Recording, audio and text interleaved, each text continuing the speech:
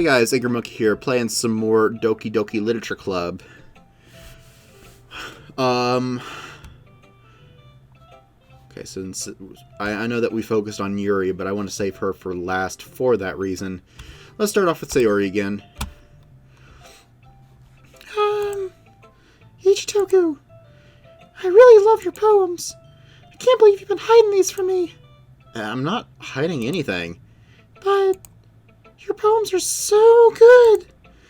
Yesterday's and this one too. You can't tell me you haven't done this before. I mean, you're really the only one who feels that way, so... Huh? No way. Not even Natsuki? I guess Natsuki's the least likely to admit how much she likes something. I don't think that's it. I don't think it's that. What do you mean? Well, I guess I'll be honest about it. It's a lot easier to write poems when I'm thinking about you.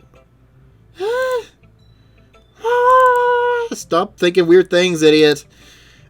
I just mean you're a really expressive person, I guess. How am I supposed to write poems about my own stupid life?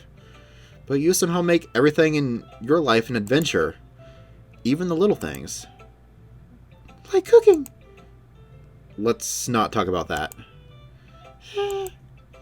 So, yeah. I guess what I'm saying is I can feel more feelings through you than I can through myself. We have that kind of weird connection. It's your fault for getting in my business all the time. Huh? I don't know if I understand. You never understand when I'm trying to explain these things to you, do you, Sayori? Pat her on the head. Hey! I'm not a kid, you know. Are you sure about that? Maybe. Starts filling with her pencil between her hands. Hey, Ichitoku! Will you give me your poem? I kind of want to keep it. Why? Because, well, it's the first time you've written something for me.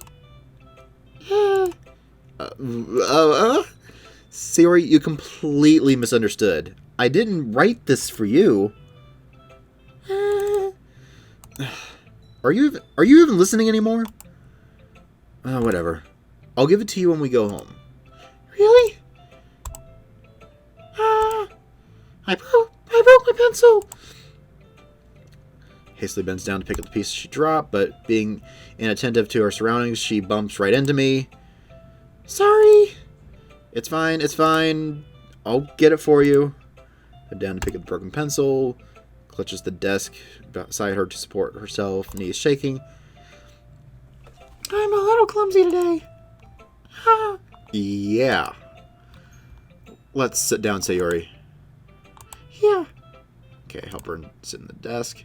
Anyway, I still haven't read your poem. Oh. Sorry, I forgot about that. But it's not as good as yours. Jeez, don't worry. I'm sure I'll like it. I pop off my scalp like the lid of a cookie jar. It's a secret place where I keep all my dreams. Little balls of sunshine all rubbing together like a bundle of kittens. I reach inside with my thumb and forefinger and pluck one out. It's warm and tingly. There's no time to waste. I put it in a bottle to keep it safe. And I put the bottle on the shelf with all the other bottles. Happy thoughts, happy thoughts, happy thoughts, happy thoughts. In bottles all in a row. My collection makes a lot of friends. Each bottle a starlight to make amends. I lost my spot. Sometimes my friend feels a certain way. Down comes a bottle to save the day. Night after night, more dreams. Friend after friend, more bottles. Deeper and deeper my fingers go, like exploring a dark cave, discovering the secret hiding in the nooks and crannies. Digging and digging, scraping and scraping.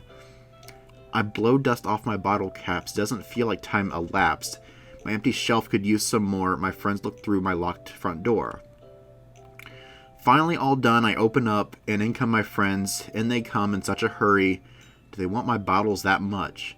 I frankly pull them from the shelf, one after the other, holding them out to each and every friend, each and every bottle. But every time I let one go, it shatters against the tile between my feet. Happy thoughts, in shards all over the floor. They were supposed to be my friends. They were supposed to be for my friends who aren't smiling. They're all shouting, pleading, something, but all I hear is echo, echo, echo inside my head.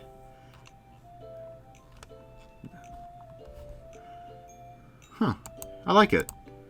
But, holy crap, Sayori, did you really write this? Of course I did. Didn't I tell you yesterday I was going to write... Oh. Didn't I tell you yesterday I was going to write the best poem ever? Yeah, but, I mean, I didn't expect something like this coming from you. Monica taught me a whole lot. And I've been in touch with my feelings recently. I see that. It's almost kind of creepy. Creepy? Well, not exactly. Maybe I'm just so used to you being cheerful. Well, never mind. I'm thinking too hard about it. The point is, it came out good, so you should be proud of it. Oh, thanks. I feel like I was meant to express myself this way. It even helps to me understand my own feelings a little bit better. Writing is like magic. Okay. You've gotten pretty passionate about this, huh? I hope you keep it up. Yeah. Writing's the best. I'm gonna keep writing until I die. I just know that there's... I know that there's something wrong here. Don't get ahead of yourself. Terry's always had a habit of being obsessed with something before dropping it no more than a week later. Wonder if this is one of those times. But seeing the passion in her eyes makes it hard for me to be pessimistic. Okay. Alright, let's get Natsuki over with. Well, it's not like it's any worse than your last one. But I can't really say it's better either. Ugh. What? Phew, what? Oh, well, anything that isn't a train wreck, I'll take as a win. And I get the feeling you're probably the most critical. Hey, what makes you... Wait, was that? Wait, was that maybe a compliment? Haha! Obviously someone recognizes my experience. Well then, keep on practicing and maybe you'll be as good as me someday. That's, something tells me Natsuki's completely missed the point. Come to think of it, this kind of reminds me of Sayori's poem from yesterday. Hey, you think so? Yeah, well, I guess if you've been friends with her for so long, you might be on the same wavelength. Hold on. But you never really struck me as her type. Sayori has a type all of a sudden? Oh, I don't know. But honestly, how can someone so fluffy spend so much time with someone like you? It's like she's dragging around dead weight. That was a little unnecessary. But think of it this way. If it weren't for me, she would probably just fly away like letting go of a balloon. You can say we take care of each other in our own way. Whatever it is, I don't get it. Oh yeah, I guess I'm supposed to show you my poem now. Here. Alright. You know what I heard about Amy? Amy likes spiders. Icky, wriggly, hairy, ugly spiders. That's why I'm not friends with her. Amy has a cute singing voice. I heard her singing my favorite love song. Every time she sang the chorus, my heart would pound to the rhythm of the words. But she likes spiders. That's why I'm not friends with her. One time I hurt my leg really bad.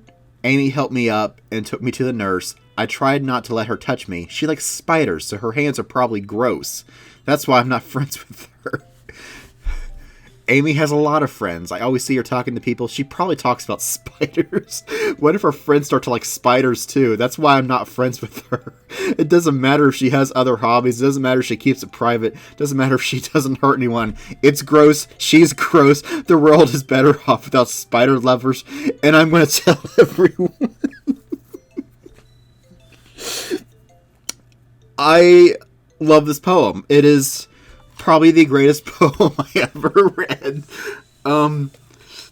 I hate spiders. Me and Citrus have gone on several debates on why he thinks spiders are his friends. And even he told me a story, like he'd be at the sink in his bathroom or whatever, and he doesn't have his glasses on, and he sees something drop down in front of his face, realizes it's a spider. So he just gently blows on the spider to realize for the spider, hey, I'm here.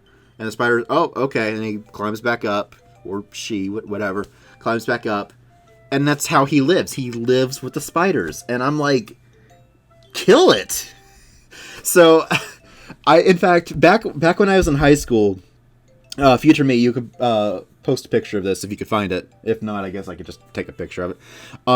Back when I was in high school in my ceramics class, I made a monkey with a giant shoe stepping on a spider. Which it's so me. That is probably the most me thing I've ever created. And the monkey's got this. Oh man, that's a big spider. I mean, yeah.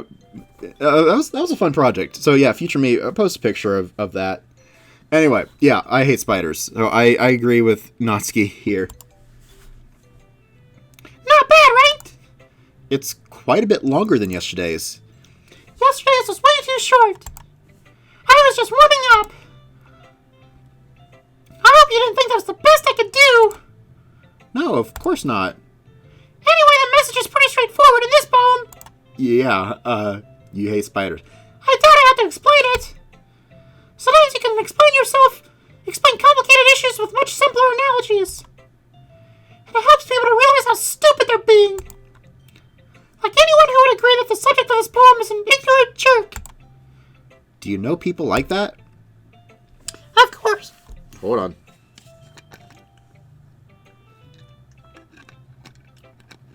Of course. Oh, jeez. Of course. It's about how everyone thinks by... That doesn't matter. It can't be about anything. It can be about anything. I want it to be easy to relate to. Everyone has some kind of weird hobby or guilty pleasure. Something that you're afraid people will find out. They make fun of you, more or less. They make fun of you or think less of you. But that just makes people stupid. Who cares what someone likes as long as they're not hurting anyone and it makes them happy? I think people need to learn to respect others for liking weird things. Well, you're definitely right. At least I can relate to that. And I'm sure a lot of people can too. It's what I do best, after all. I don't like writing unless there's a good message to take away from it. Like conveying emotions is important, but I want to make people think, not just feel. Remember that. I'm going to write a good one for tomorrow, so look forward to it. Okay, I will look forward to it. Like I said, I was going to save Yuri for last since this one was pretty much focused on her. And tomorrow's all focused on Natsuki. Hi again, Ichitoko. How's the writing going? Alright, I guess. I'll take that. As long as it's not going bad, I'm happy that you're applying yourself. Maybe soon you'll come up with a masterpiece. I wouldn't count on that. You never know. Like, want to share what you wrote for yesterday? Sure, here you go. I give my poem to Monica. Alright. That's pretty good. It makes me think of Sayori, like the other one you wrote. You two are like the dynamic duo. That's kind of exaggerating it. Yeah, probably. But you do spend a lot of time with her, even in this club, don't you? Then again, I don't blame you for being a little shy. I'm not shy, it's just, I'm just teasing. Like, you know it takes a bit of time to make friends with everyone.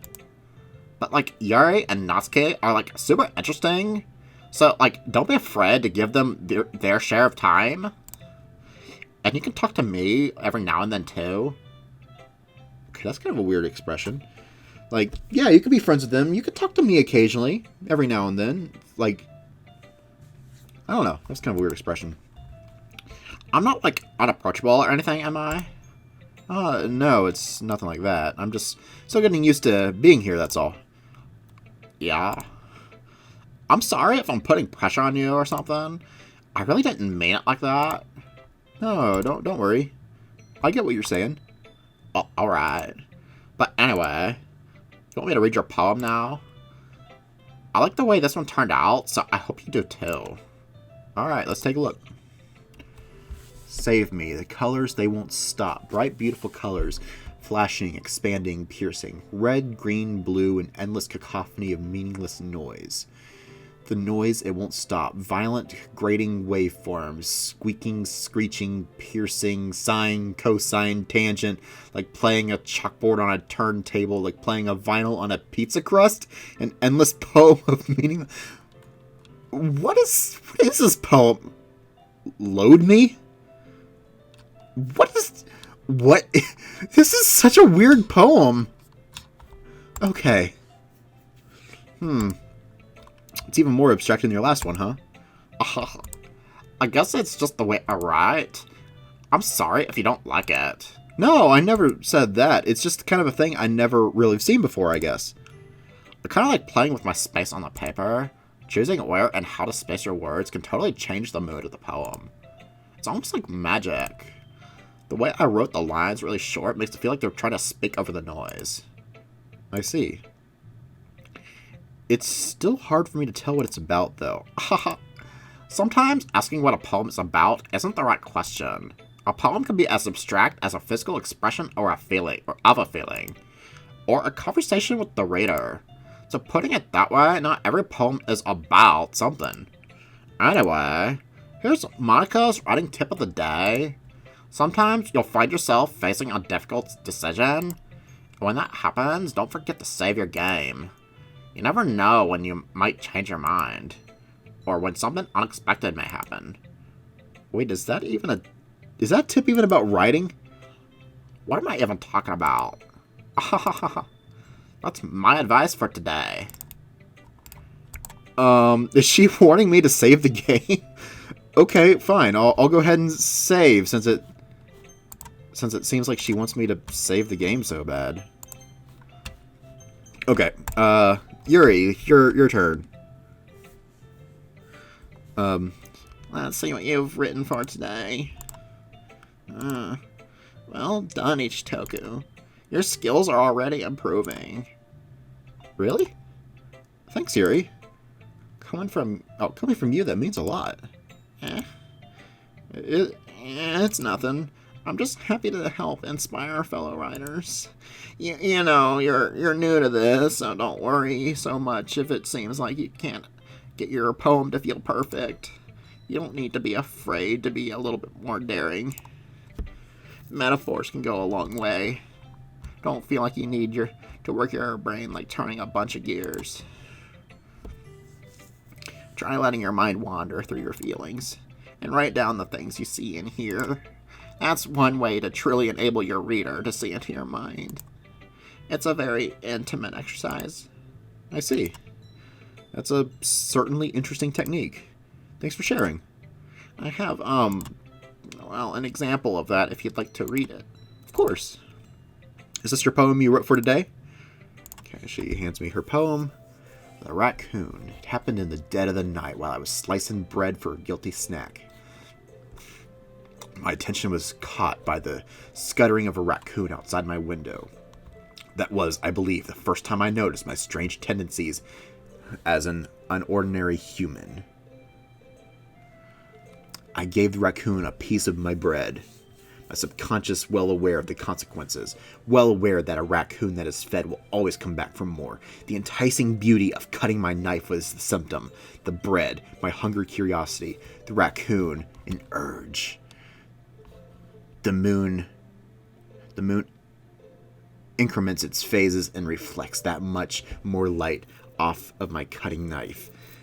The very same light that glistens in the eyes of my raccoon friend. I slice the bread, fresh and soft. The raccoon becomes excited.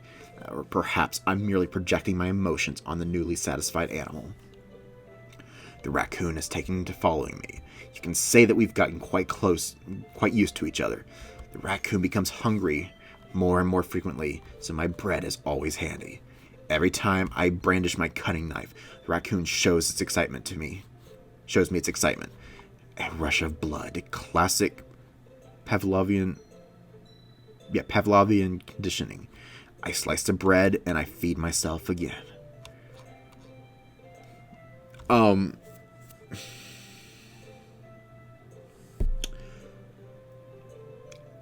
These poems are getting a little bit darker. I was a little more daring with this one than yesterday's. I can see that. It's a lot more metaphorical. I don't know if it's my fault, but I can't begin to imagine what this poem's about. That's right. It's a bit closer to my preferred writing style, using the poem as a canvas to express vivid imagery and conveying emotions through them. Yeah, if I take it at face value, then I can't even figure out what it's supposed to mean. Well, I think it's something that different people can relate to in their own way. I wanted to express the way it feels more to indulge in my more unusual hobbies. It's those sorts of things I'm usually forced to keep to myself, so I sometimes enjoy writing about them. Oh, that's funny. Didn't Natsuki also write something about that? About someone being ridiculed for strange interests? She did? Yeah. She was talking about how it doesn't matter what you're into as long as you're not hurting anybody. She's right. I mean, does she really feel that way? Yeah. Sounds like you two have that in common. That's interesting. To me, she seemed like the kind of person who would make fun of my hobbies. I suppose that's my fault for judging, isn't it? Oh, please don't tell her I said that. Don't worry, I have no reason to. Okay. Well, thank you for sharing with me. After all, if I hadn't learned to embrace my own weirdness, I would have probably hated myself. I might be ranting a little bit too now, but I'm glad you're a good listener. Okay, everyone. We're all done, reading each other's poems, right?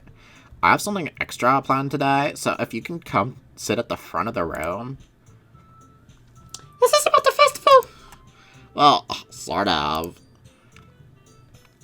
Do we really have to do something for the festival? It's not like we can really put together anything in a few days. We'll just end up embarrassing ourselves instead of getting any new members. That's kind of a concern of mine as well. I don't really do too well with last-minute preparations. Oh, don't worry so much. We're gonna keep going. Keep it simple, okay? We won't need much more than a few decorations. Sayori has been working on posters, and I've designed some pamphlets we can give out during the event. Okay, that's great, no. That doesn't tell us what we're actually going to be doing for the event. Oh, sorry. I thought you already heard about it. We're gonna be performing. Performing? Monica. Yeah, we're gonna have a poetry performance. Each of us are gonna choose a poem to recite during the event. But the cool part is, we're also gonna let anyone else come up and recite poems too. So I was putting it all on the posters in case anyone wants to prepare ahead of time. Hey. Sayori, who's been coloring a poster, holds it up for us to see. Are you kidding, Monica? You didn't. Whoa. Ugh. You didn't already start putting those posters up, did you? Well, I did. Did you, really think it was a bad idea? Well, no. It's not a bad idea. But I didn't sign up for this, you know? There's no way I'm going to be performing in front of a group of people like that. I agree with Natsuki. I could never in my life do something like that. Okay, she shakes her head in fear. Guys! No, Sayori. I understand where they're coming from. Remember that Natsuki and Yuri have shared their poems with anyone... have never shared their poems with anyone until just a couple days ago? It's a lot to ask for to recite their poems out loud to a whole room full of people. I guess I kind of overlooked that. So, I'm sorry. But I still think we should give it our best. We're the only ones responsible for the fate of the club. If we start the event and put on a good performance, then it'll inspire others to do the same. And the more people will perform, the better we'll be able to show everyone what literature's all about. Yeah. It's about expressing your feelings. Being intimate with yourself. Finding new horizons. And having fun. That's right. And those reasons... And it's those reasons that we're all in this club today. Don't you want to share that with others? To inspire them to find the same feelings that brought you here in the first place? I know you do. I know we all do. And if all it takes is standing in front of the room for 2 minutes and reciting a poem, then I know you can do it. Okay, they remain silent. Sayori looks worried. So it leaves me no choice. I agree. I don't think it's too much to ask. I think the Sayori and Monica have been trying really hard to get new members. The least we can do is help them out a little bit. Well, maybe, but... Doesn't have any arguments left. Okay, fine. I guess I'll just have to get it over with. Alright. Oh, thanks, Natsuki. What about you, Yuri? Ductily glances around everyone else's expectant faces. I guess I don't really have a choice. Haha, that's everyone. You're the best, Yuri. This club is seriously going to be the death of me. Oh gosh. Like, you'll be fine, Yuri. But anyway, let's move on to the main event. I want each of you to choose a poem of yours. We're going to practice reciting them in front of each other. No way! Monica, this is too sudden. Well, like, you can't recite your poems in front of the club. How do you expect to do it in front of strangers? Oh no. Don't worry. I'll start off to help everyone feel a little bit more comfortable. Can I go next? Of course. Well, let's see. Okay, flips for the notebook for the specific poem she has standing behind the podium. The title of this poem is The Way They Fly. Her clear, confident voice fills the room. Oh, that's more than that. Her reflection is pristine. She knows exactly. Okay. Something that she's done before. She's simply a natural. I glance around me. I thought that was her poem at first. Yuri has an intense expression that I don't understand. Monica finishes the recitation. 4 of us applaud. Monica takes a breath and smiles. That was so good, Monica. Oh, thank you very much. I was just hoping to set a good example. Already go next, Sayori? I'll go next. Yuri's all fired up all of a sudden. Okay. Not that we were going to find out what she's reading, but we'll find out the other characters will find out what she'll read in the next episode. I'm sorry, these episodes are going a lot longer than I planned on, but I don't know, I'm just getting sucked into the story, I guess. Even though there's not really much happening right now, there's just a lot of strange foreshadowing that, I don't know, I just can't shake that things are going to happen, and I'm seeing so much foreshadowing right now. Potential foreshadowing. So we'll find out more in the next episode. Goodbye.